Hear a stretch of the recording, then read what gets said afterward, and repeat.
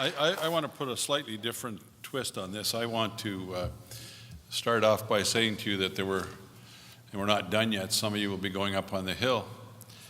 There were over 3,000 delegates to this Good Jobs, Green Jobs conference, and you're the frontline troops in the battle for a clean economy with good jobs.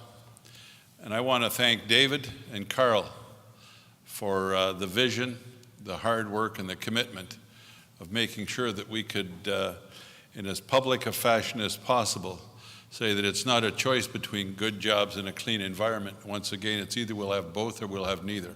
And I think their vision and their hard work and their commitment, we all deserve to give them a big round of thanks.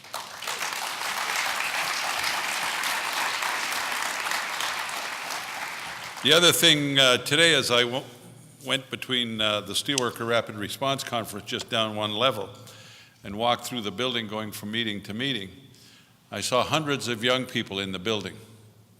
And as well as having close to 3,000 or over 3,000 delegates that have participated in this, we've had hundreds of school kids get bussed in and spent this morning and part of this afternoon going through our Green Jobs exposition down one level. And again, that helps to plant the seeds so that the kids and the people of the next generation will know that there's real jobs to be made in fighting for a cleaner environment and a cleaner climate. I really want to stress on something that I think is tremendously important, and that is that going forward, the next energy creation, the next industrial revolution, the next generation of technology is going to be the next generation that creates the jobs for the future. And as much as I may not like it, the job generators since the Second World War were the auto industry, the aerospace industry, and commercial building construction and home building construction. You take that stuff out of there and the ripple effect of that, and that's what drove the job creation of the period since the Second World War. That's over. That's over. And the reality is that it's going to be a long time that there'll be a drought in commercial building construction, and when it comes back, it needs to come back green. But while we're waiting for it to come back, we need a program to retrofit all those old buildings. We need to keep in mind that we've got public buildings that are being used every day by elected officials at the county level, at the local level, at the state level, at the federal level, all over the country, many of which were built more than 100 years ago. Some built 50 years ago, some built 20 years ago, not very many built recently. There's tens of thousands, if not hundreds of thousands of jobs in a program of retrofitting those to current science. I may have mentioned on opening day that close to 60% of the schools in this country are more than 50 years old. It's not fair to blame teachers if we don't think kids are learning well enough when we're cutting the ability of schools to fund themselves, and we're cutting the ability of schools to modernize themselves. And we've got kids in schools where the air is not clean, the air is not good, it's too hot, too cold, and as Carl says, there's no broadband. The kids are sharing a computer, retrofitting and modernizing our schools. And I go through this one at a time: industrial retrofitting, wind turbines, solar panels, geothermal. I'll say it again.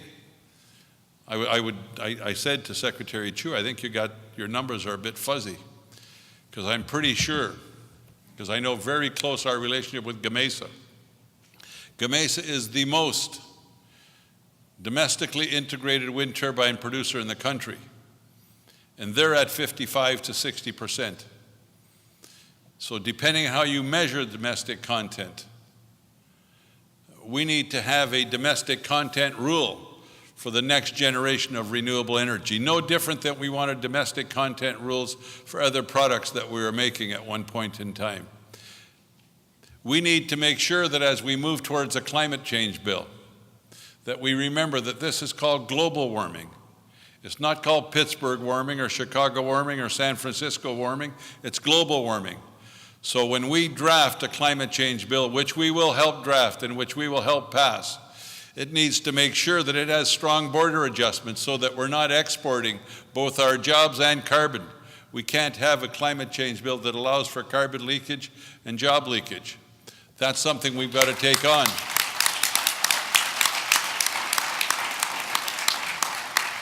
So let me close my comments by saying the more than 3,000 people that participated so far this week in this Good Jobs, Green Jobs conference are in fact the front line in the battle for what kind of economy we'll have for the next generation.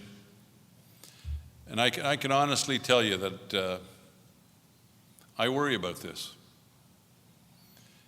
Far too many days I'm sitting someplace in a hotel room by myself and thinking about what the future will be like for our kids and grandkids. And I end up in the most recent 6-8 months, and maybe I shouldn't be as political as I'm going to be, but the hell with it. God help us if we don't keep our Democratic majority in the House and Senate.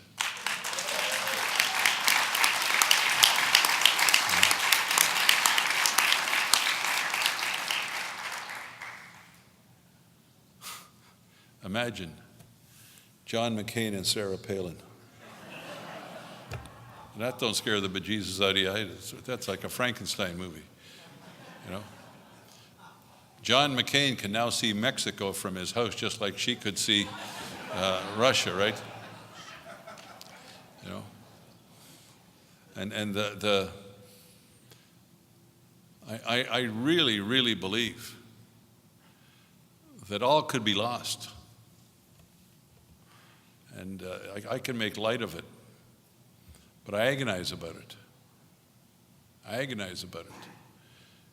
The people that have been here this week got to go back home and talk to your friends and neighbors and your family of what's at stake. It isn't about me or you anymore. It's about those young people. We're going to make it through. Our generation will make it through. But it's about what will be left here. And if we let this opportunity, which is a once-in-a-lifetime opportunity in some ways, if we let this slip because of the teabaggers, because of the Rush Limbaughs and Hannitys, because of the destroy the government party of no, what will be there for our kids? What will be there for our kids? And to me, the Blue-Green Alliance, with now 8.2 million committed members through the various affiliate organizations, has got to be, and you've got to be, the front line on offense. The front line on offense that's going to make sure that we fight for the kind of legislative victories that we need for our kids and our grandkids. And we need to make sure that we go out and tell the truth. If we tell the truth about what's at stake and the jobs that can be had and the future that can be there for kids, we can win the next round of congressional elections. But if we let these hairpin goofballs, pocket-picking bastards steal our future, then shame on us. Thank you very much.